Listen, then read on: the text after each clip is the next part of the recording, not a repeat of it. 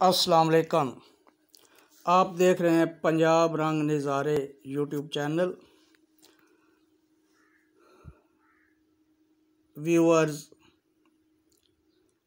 आज हम आपको सौंफ के मुतल्लिक मालूमात फराहम करेंगे।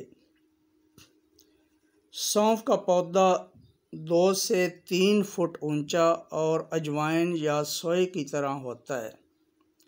इसके पत्तों और बीजों से ख़ास किस्म की खुशबू आती है।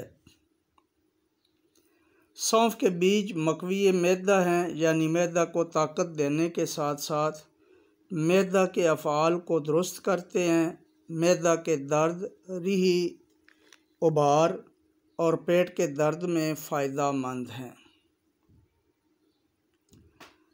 माँ को सौंफ का सफ़ूफ बनाकर दूध के साथ देने से दूध में इजाफ़ा होता है और शीरखार बच्चे को किसी घुट्टी वगैरह की ज़रूरत नहीं रहती। जबकि सौंफ नज़र के लिए बहुत ही अहम है, नज़र को तेज़ करती है और मुस्तकिल खाने से ऐनक भी उतर जाती है। खालिस सौंफ पिंसार से ख़रीद लें, उसे साफ़ कर लें और दिन में 5-6 बार चुटकी बार मुंह में डाल के उसे खाते रहें, चूसते रहें। इससे नज़र यानी बीनाई को तक़वियत मिलेगी। फिर ये मुख्तलिफ़ अदविया में इस्तेमाल होने के साथ साथ अगर घर में हम 1 महीने के दौरान कम अज़ कम 1 या 2 बार सौंफ का सालन बनवा लें और उसे इस्तेमाल करें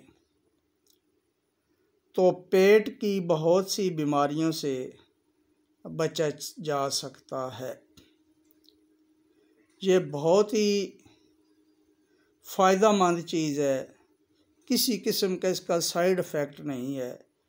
इसलिए कोशिश करें, इसके इस्तेमाल करें, इसका सालन बनाकर इस्तेमाल करें या वैसे कच्ची दिन में 2-3 बार खाते रहें।